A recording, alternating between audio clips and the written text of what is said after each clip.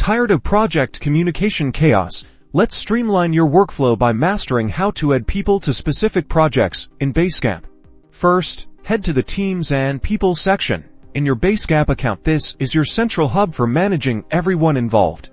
Click on the Invite New People button. A window will pop up where you can enter the email addresses of the individuals you want to add. Type in their email addresses, separated by commas. If you're adding multiple people at once, double check for typos. Now, the crucial part, underneath the email field, you'll see an option to choose which projects they can access. Select this. A list of your active projects will appear. Simply check the boxes next to the projects you want this new team member to be a part of. Take a moment to personalize the invitation message. This helps new members feel welcome and provides context for their role. Finally, click the Send Invitation button. Basecamp will send an email to each person with a link to join the selected projects. Once they accept, you'll see their names listed within the team on each project page they've been granted access to. Now everyone has the right access to the right projects.